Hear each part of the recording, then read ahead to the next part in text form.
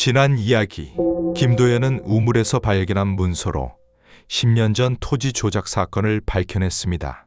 배우는 큰아버지와 사또였습니다. 다락방 화재 속에서 반쯤 탄 편지를 발견했고 사랑채 마룻바닥에 숨겨진 두 번째 은비녀를 찾아냈습니다. 은비녀 속 쪽지에는 충격적인 내용이 적혀 있었습니다. 살인자는 사또의 신보 김철수, 증거는 사또 관아 뒤뜰 우물에 이제 모든 퍼즐이 맞춰지려 하고 있습니다. 하지만 권력과 맞서는 일은 목숨을 걸어야 하는 일입니다. 그날 밤 사랑채 김도연은 은비녀 속 쪽지를 펼쳐놓고 생각에 잠겼습니다. 김할매와 이항구가 함께 있었습니다. 할매, 김철수라는 자는 대체 누구입니까? 김도연이 물었습니다. 사또의 신복이었습니다. 무관 출신으로 힘이 세고 잔인하기로 소문난 자였습니다. 이항구가 대답했습니다. 그런데 왜 쪽지에 그자의 이름이? 아버지께서 살해되던 날 범인의 정체를 알아내셨던 것 같습니다. 아마 김철수가 우물가에서 기다리고 있었을 겁니다. 그렇다면 왜 만나러 가셨을까? 김도연이 물었습니다. 아버지께서는 토지 조작 사건의 증언자를 찾고 계셨습니다. 혹시 김철수가 양심의 가책을 느껴 고백하려는 줄 아셨던 것 같습니다. 하지만 함정이었군요. 네, 그리고 김철수는 그 후 어떻게 됐는지 아무도 모릅니다. 10년 전 그날 이후 마을에서 완전히 사라졌습니다. 김도연이 쪽지를 다시 들여다봤습니다. 증거는 관아 뒤뜰 우물에라는 게 무슨 뜻일까요? 혹시 김철수도 살해당한 게 아닐까? 김할매의 말에 모두가 숨을 죽였습니다. 입을 막기 위해서. 네, 사또가 증거를 없애려고 실행범까지 죽였을 가능성이 높습니다. 그렇다면 우리는 관아 뒤뜰 우물을 조사해야 합니다. 김도연이 결연한 표정을 지었습니다. 하지만 선비님, 그곳은 사또의 영역입니다. 들키면 목숨이 위태로워집니다. 알고 있습니다. 하지만 이 증거 없이는 사또를 고발해도 빠져나갈 구멍이 있습니다. 다음 날 밤, 김도연은 어둠 속에서 관아로 향했습니다. 박석이가 함께했습니다. 선배님, 정말 괜찮으시겠습니까? 조심하면 됩니다. 박석이는 여기서 망을 보십시오. 만약 제가 한식경 안에 돌아오지 않으면 도련님께 알리십시오. 네, 선배님. 김도연이 준비한 밧줄로 담장을 넘었습니다. 관아는 조용했습니다. 뒤뜰 어디쯤일까? 김도연이 건물 사이를 조심스럽게 지나갔습니다. 달빛만이 그의 길을 비춰주었습니다. 그때 발소리가 들렸습니다. 순찰. 김도연이 재빨리 건물 그림자 속으로 몸을 숨겼습니다. 관노 2명이 천천히 지나갔습니다. 휴, 위험했군. 김도연이 다시 움직이기 시작했습니다. 그리고 드디어 뒤뜰에 도착했습니다. 저기 뒤뜰 구석에 작은 우물이 있었습니다. 하지만 이상했습니다. 우물이 막혀 있군. 우물 위에 큰 돌과 흙이 쌓여 있었습니다. 역시 뭔가 숨긴 거야. 김도연이 조심스럽게 돌을 치우기 시작했습니다. 한참 후 우물 입구가 드러났습니다. 김도연은 밧줄을 기둥에 묶고 우물 속으로 내려가기 시작했습니다. 얼마나 내려갔을까? 발이 물에 닿았습니다. 물이 얕군. 이미 메워진 우물인가? 김도연이 우물 바닥을 더듬었습니다. 그리고 뭔가 단단한 것이 손에 잡혔습니다. 이건 뼈? 김도연의 등골이 서늘해졌습니다. 사람의 뼈였습니다. 역시 김철수를 죽이고 여기에. 김도연이 주변을 더 살폈습니다. 그리고 또 다른 것을 발견했습니다. 칼. 그리고 이건 젖은 천조각. 달빛에 비춰보니 핏자국이 남아 있었습니다. 그리고 천조각에는 관인 문양이 새겨져 있었습니다. 사또의 관인 문양. 이것으로 신원을 추정할 수 있어. 그때였습니다. 위에서 목소리가 들렸습니다. 거기 누구냐? 김도연이 재빨리 밧줄을 잡고 올라가려 했습니다. 하지만 위에서 횃불이 비추고 있었습니다. 너, 김도연. 사또였습니다. 그 옆에는 관노들이 서 있었습니다. 관노들이 밧줄을 잡아당겼습니다. 김도연은 우물 밖으로 끌려 올라왔습니다. 감히 관아에 침입하다니. 사또가 칼을 빼들었습니다. 사또나리, 이것을 보십시오. 김도연이 핏자국 묻은 천과 관인 문양을 내밀었습니다. 이게 뭐냐? 사또의 얼굴이 굳어졌습니다. 10년 전 나리께서 김철수를 시켜 이한구 도련님의 아버님을 살해하셨습니다. 그리고 입을 막기 위해 김철수까지 죽이고 이 우물에 버리셨습니다. 헛소리. 아닙니다. 이 관인 문양이 증거입니다. 그리고 우물 속 유골. 사또가 천을 빼앗으려 했습니다. 그것을 내놔라. 그때 담장 너머에서 목소리가 들렸습니다. 사또, 그만두시오. 박석이었습니다. 그리고 이한구와 마을 사람들이 횃불을 들고 나타났습니다. 이한구 도련님, 김도연이 안도의 한숨을 쉬었습니다. 박석이는 김도연이 돌아오지 않자 급히 이한구에게 알렸고 마을 사람들이 모두 관하로 달려온 것이었습니다. 사또, 더 이상은 안 됩니다. 물러서라. 이곳은 관하다. 사또가 소리쳤지만 마을 사람들은 물러서지 않았습니다. 김할매가 지팡이를 짚고 앞으로 나섰습니다. 사또날이 10년입니다. 10년 동안 우리는 거짓 속에 살았습니다. 이제 진실을 밝힐 때입니다. 우리 땅을 돌려주십시오. 정의를 세워주십시오. 마을 사람들이 외쳤습니다. 사또는 당황한 표정이었습니다. 관노들도 움직이지 않았습니다. 너희들은 왜 가만히 있느냐? 저들을 잡아라. 하지만 한 관노가 앞으로 나섰습니다. 사또날이 더 이상은 따를 수 없습니다. 뭐라고? 관노들이 하나둘씩 칼을 내려놓기 시작했습니다. 그날 밤 김도연은 양반댁에서 고발장을 작성했습니다. 이 고발장에는 10년 전의 모든 진실이 담겨 있습니다. 토지 조작, 살인 교사, 증거 인멸. 김도연이 붓을 들었습니다. 하지만 도연아, 한양까지 전달하는 게 문제야. 사또가 가만두지 않을 거란다. 알고 있습니다. 그래서 여러 경로로 보내겠습니다. 김도연은 고발장 사본을 5장 만들었습니다. 그리고 믿을 만한 행상들을 각각 불렀습니다. 이것을 반드시 한양 관찰사께 전해 주십시오. 각자 다른 길로 가십시오. 걱정 마시오, 선비님. 새벽녘 5명의 행상이 각기 다른 방향으로 떠났습니다. 고발장이 떠난 후 일주일은 지옥 같았습니다. 첫째 날 밤 자객이 양반댁을 습격했습니다. 선비님, 조심하십시오.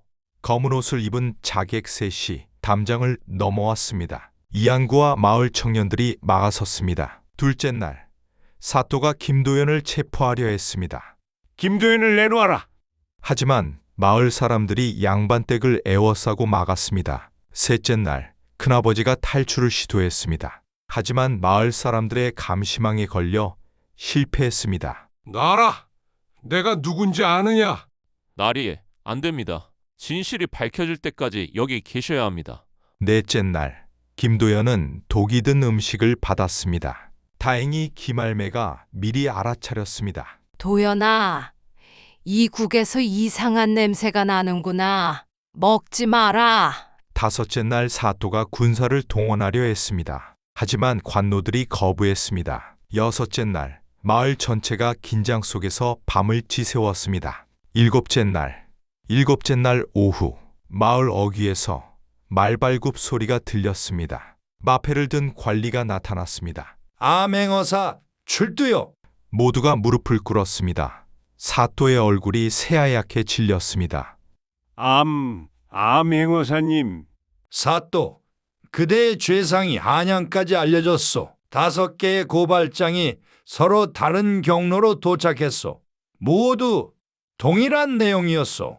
암행어사가 엄숙하게 말했습니다. 관찰사께서 직접 나를 보내셨소. 즉시 조사를 시작하겠소. 암행어사는 양반댁 마당에서 즉석 조사를 시작했습니다. 먼저 김도연 선비, 증거를 제시하시오. 김도연이 모든 증거를 내놓았습니다. 우물의 토지 문서, 은비녀석 명단, 관아 뒤뜰 우물의 유골과 핏자국 묻은 천에 관인 문양으로 보아 우물 속 유골은 사또와 관련된 인물임을 추정할 수 있습니다. 10년 전 갑자기 사라진 김철수일 가능성이 높습니다.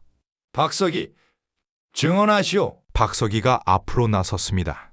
10년 전 그날 밤 저는 우물가에서 두건을 쓴 사람이 주인 나리를 밀어넣는 것을 봤습니다. 그리고 그 사람이 우물 속으로 뭔가를 던지는 것도 봤습니다. 얼굴은 보지 못했소? 네, 너무 어둡고 두건을 쓰고 있어서. 큰아버지, 증언하시오. 마을 사람들의 감시를 받고 있던 큰아버지가 끌려 나왔습니다.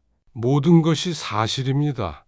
사또와 제가 공모하여 토지를 조작했습니다. 그리고 제 동생이 그것을 막으려 하자 사또가 김철수를 시켜 살해하도록 명령했습니다. 왜 이제야 고백하는 것이오?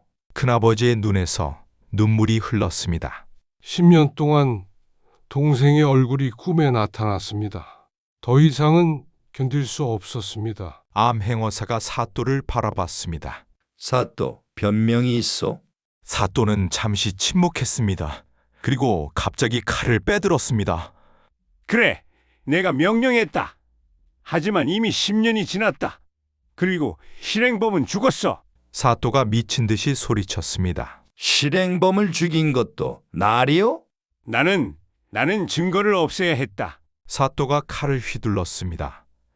하지만 암행어사의 수하들이 재빨리 제압했습니다. 사또, 그대는 직권을 남용하여 백성들의 토지를 빼앗고 무고한 양반을 살해하도록 명령했소. 그리고 증거인멸을 위해 실행범까지 살해했소. 스스로 죄를 자백했으니 그 죄에 극형에 해당하오. 며칠 후 한양에서 소식이 왔습니다. 사또는 차명에 처해졌고 큰아버지는 진실을 고백한 공을 인정받아 유배형을 받았습니다. 토지는 모두 원래 주인들에게 돌아갔습니다. 마을에는 새로운 사또가 파견되었습니다. 젊고 정의로운 관리였습니다. 김도연 선비, 정말 감사합니다.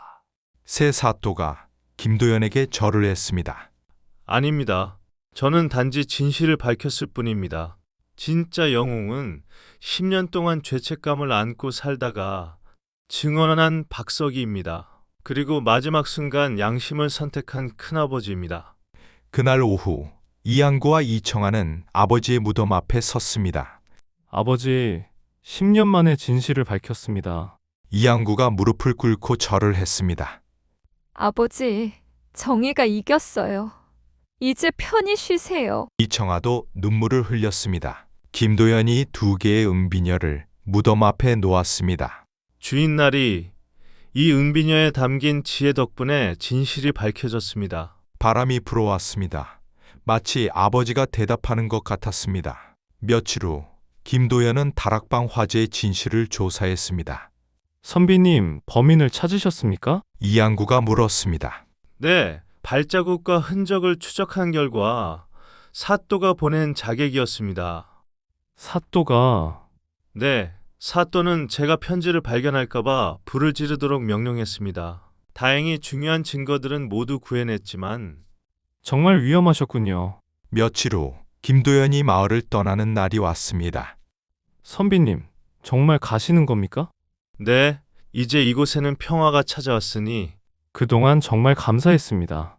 이양구가 깊은 절을 했습니다. 도련님, 앞으로 이 마을을 잘 이끌어 주십시오. 명심하겠습니다. 박석이가 다가왔습니다. 선배님, 제 평생의 은인이십니다. 행복하게 사십시오, 박석이. 김할매가 지팡이를 짚고 다가왔습니다. 도연아, 자네답구나. 어디를 가든 자네의 길을 가거라. 감사합니다, 할매. 김도연이 마을 어귀를 떠나려는 순간 한 마을 사람이 뛰어왔습니다. 선비님, 옆마을에서 정갈이 왔습니다. 양반댁 딸이 갑자기 실종되었다는데. 실종 사건. 김도연의 눈빛이 번뜩였습니다. 어느 쪽입니까? 저쪽입니다. 김도연이 방향을 틀었습니다. 할매, 다시 돌아오겠습니다. 조심해라, 도연아. 그로부터 몇 년 후 청송리는 평화롭고 번영하는 마을이 되었습니다. 이양구는 정의로운 양반으로, 이청아는 용기 있는 여성으로 자랐습니다. 박석이는 더 이상 죄책감에 시달리지 않았습니다. 그리고 김도현, 김할매는 가끔 아이들에게 이야기를 들려주곤 했습니다. 할매, 김도연 선비님은 언제 돌아오실까요? 글쎄다. 하지만 어딘가에 진실이 필요한 곳이 있다면 그곳에 김도현이 있을 거야. 정송리의 사건은 이렇게 끝이 났습니다. 10년 동안 숨겨져 있던 진실이 밝혀졌고 정의가 승리했습니다. 김도연의 여정은 계속됩니다.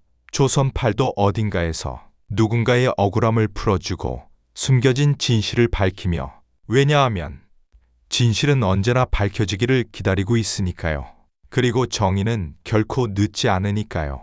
하지만 정의가 밝혀지는 순간 또 다른 어둠이 피어나죠. 다음 이야기, 사라진 신부. 그날 모든 것은 다시 시작되었습니다.